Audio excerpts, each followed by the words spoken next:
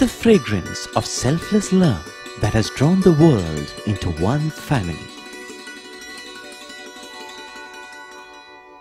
The truth of an eternal message that has been revealed through every act and word. The fulfillment in service that has been taught by relentless sacrifice. The Lord's own life is indeed His message.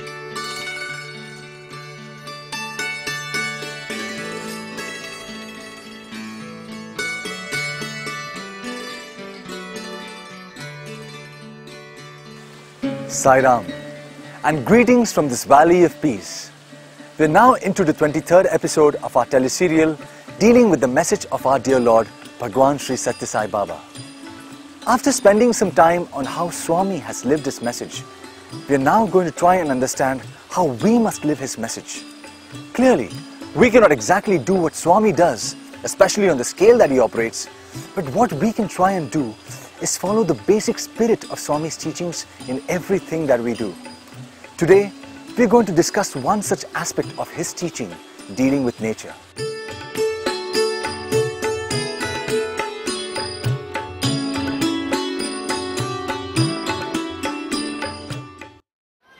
We are all a part of nature, but it is amazing how little people of today appreciate that. That is largely because of the way we live.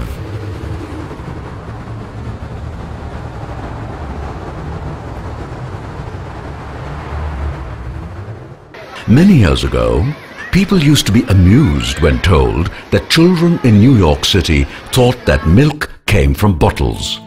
That was because they knew nothing about cows. And to educate city children, parents used to take them to farms during vacations.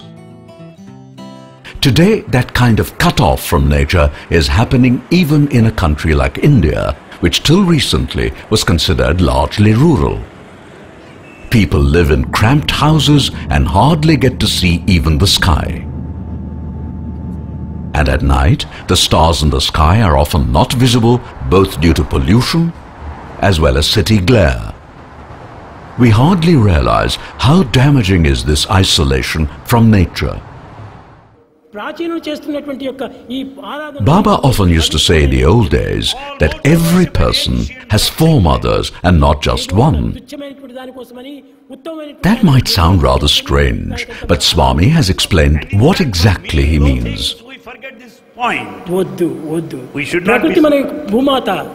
And its Mother Earth. And also the cow is revered as mother.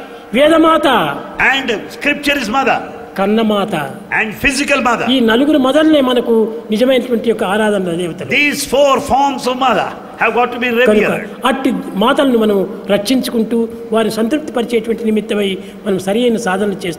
respect and worship the mother, the physical mother, the cow the mother, the scripture is mother. And worshipping of God is most important. Baba says that clearly the physical mother who gives birth to our body is our first mother. Swami referred to the physical mother as Sharira Mata. Next comes the cow, which by giving milk nourishes young children. Swami referred to the cow as Gomata.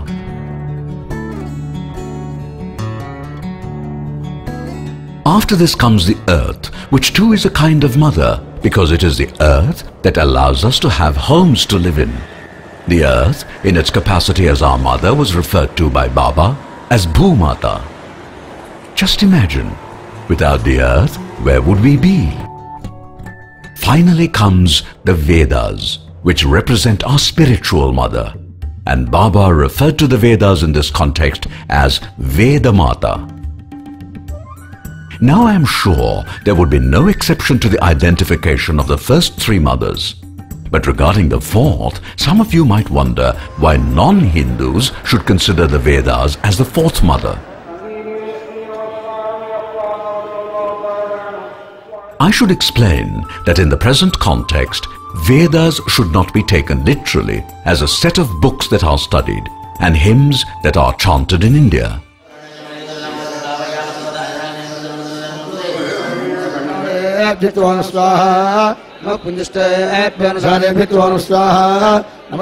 Rather, the term Vedas is a generic term for scriptural knowledge.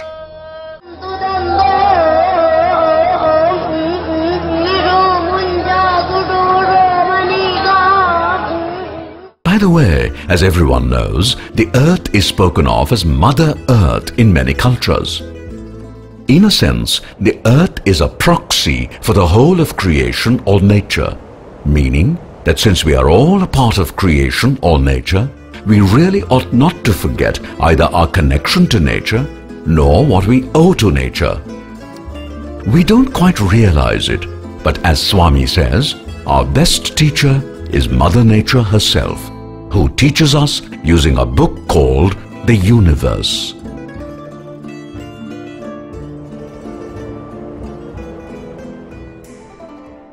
Learning from nature used to be an important part of ancient culture.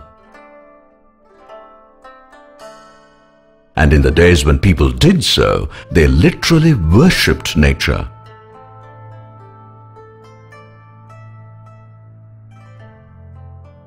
Let us now consider two examples of people learning from Mother Nature. We start with a lesson taught by Krishna to his devotee Uddhava. One day, Uddhava asked Krishna for special spiritual teaching. Krishna replied, "Uddhava, I am pleased with your spiritual thirst, but do you know that lessons can be learned from everything you see around you? A messenger of the Lord named Dattatreya taught this to my ancestor Yadu." Dattatreya said, "O king, nature is the best teacher, and I have learnt so many things from various entities in creation. The earth bears all loads silently.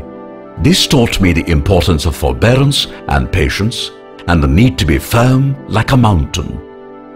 In the sky, we see clouds and think there is no connection between the sky and clouds. This is wrong. I learned that in the same way, there is a connection between our body and the Atma within. For where did the five elements making up the body come from, except God or Atma? Do you know that the python never goes in search of food? It just eats whatever comes in its way. Sometimes it has to wait for days, but it does so patiently. This taught me that man should accept with fortitude whatever life offers, be it favorable or unfavorable. We have all seen the moth flying towards a flame and then becoming a prey to it. From this I learned that unless a person controlled his senses, he runs the danger of being destroyed.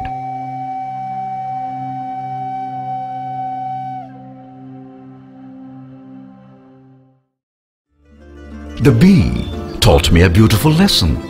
Have you noticed that the bee never hurts the flower from which it sucks nectar? Also, it never takes more than a limited amount. That taught me contentment and the importance of being kind to the one who gives. The least one could do is not to harm that person. After describing many such examples from the teachings of Dattatreya, Krishna finally said, "Uddhava, nature is a great teacher, but lessons are not readily apparent. You will learn the lessons only when you train yourself to search beneath the surface and look for a meaning. Creation is beautiful, but do not be dazzled by it. Look beyond, and you would see the Creator who is much grander."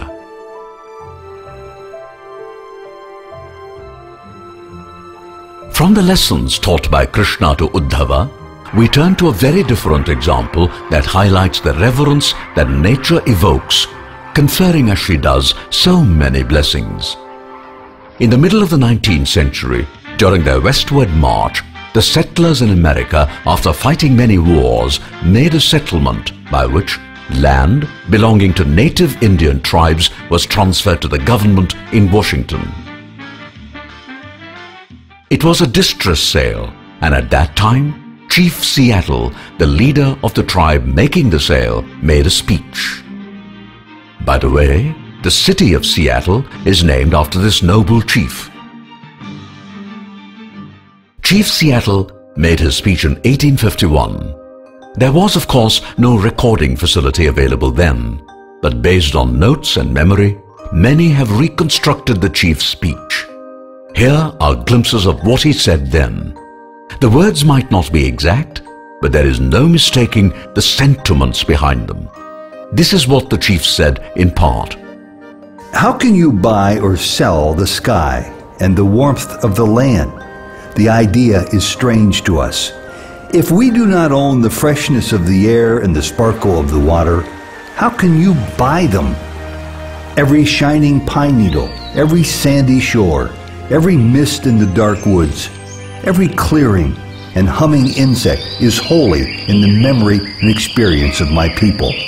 The sap which courses through the trees carries the memories of the red man. Our dead never forget this beautiful earth, for it is the mother of the red man. We are part of the earth, and it is part of us. The perfumed flowers are our sisters, the deer, the horse, the great eagle, these are all our brothers. The rocky crests, the juices in the meadows, the body heat of the pony and man, all belong to the same family. This land is sacred to us. This shining water that moves in the streams and rivers is not just water, but the very blood of our ancestors. If we sell you the land, you must remember that it is sacred, and you must teach your children that it is sacred, and that each ghostly reflection in the clear water of the lakes tells of events and memories in the life of my people. The waters murmur is the voice of my father's father. The river are our brothers, they quench our thirst. The rivers carry our canoes and feed our children. If we sell you our land, you must remember and teach your children that the rivers are our brothers and yours, and you must henceforth give the rivers the kindness you would give any brother. We know that the white man does not understand our ways. Our ways are different than your ways. The sight of your cities pains the eyes of the red man.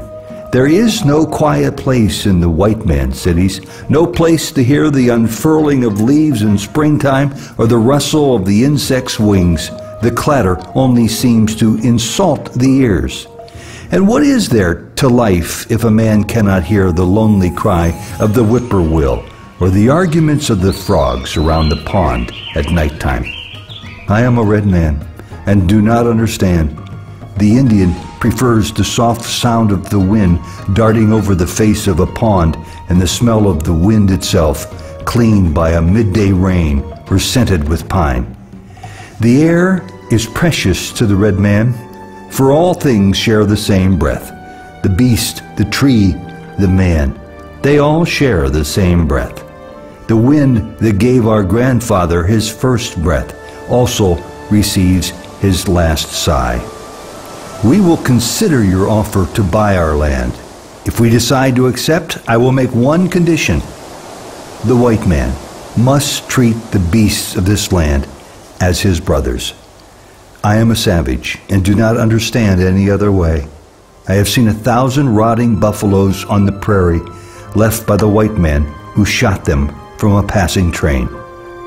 I am a savage and do not understand how the smoking iron horse can be made more important than the buffalo that we kill only to stay alive.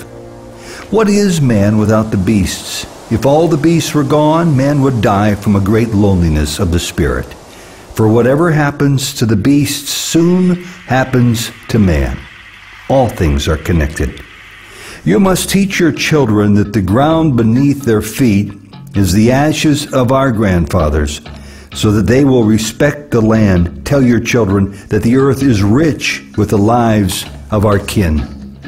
Teach your children that we have taught our children that the earth is our mother. Whatever befalls the earth befalls the sons of earth. If men spit upon the ground, they spit upon themselves. This we know, the earth does not belong to man. Man belongs to the earth. This we know, all things are connected like the blood which unites one family. All things are connected. The Almighty is above all.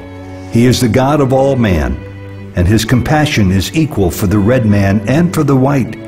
The earth is precious to Him, and to harm the earth is to heap contempt on its Creator.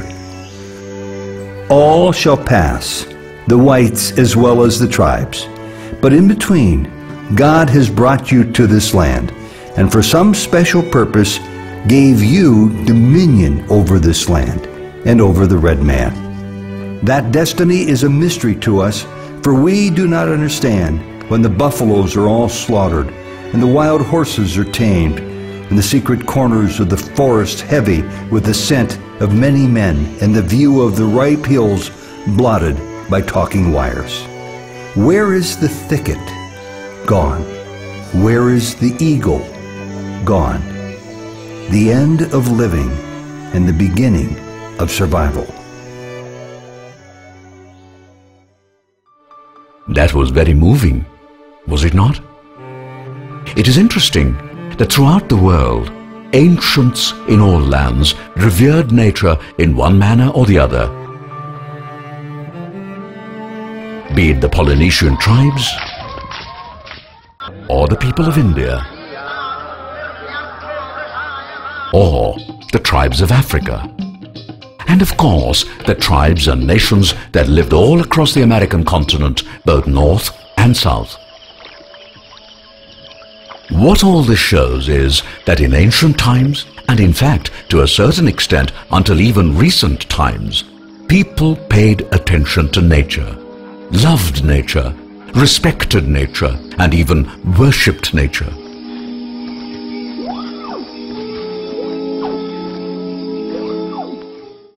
Now suddenly much of that seems to have vanished. People are wiping out forests on a massive and unprecedented scale.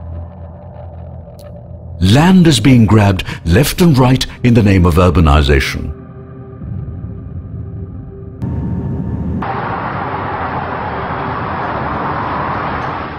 Land, water, and even air are being extensively polluted. Valued species of wildlife are being heavily hunted, some to almost extinction.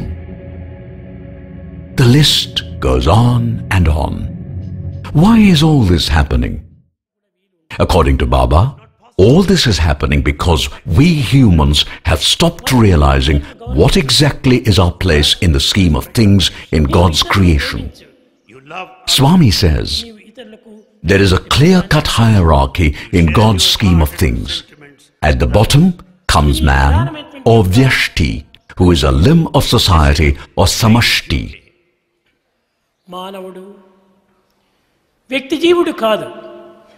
Man is not merely an individual. He belongs to a community. Individual is a soul. Community is divinity. Society, or Samashti, is itself a small aspect of nature, or Srishti. What about nature, or Srishti? It too is nothing but a limb of God Almighty, or Parameshti. There is thus the totem pole, Vyashti, Samashti, Srishti, and Parameshti. Humans must realize where they stand and play their role accordingly. In particular, every individual must make sure that no action of his harms society or is injurious to nature in any way. All such actions could cause pain to God and must therefore be avoided. Well, that is what Swami tells us. And do you know where all that must start? Can you guess? Well, Swami has himself given us the answer. He says, Bangaru, it all starts with sealing on desires. Think about it, and that would tune you for our next episode. Meanwhile, thank you for being with us, and we hope that you join us again tomorrow. Jai Sai Ram.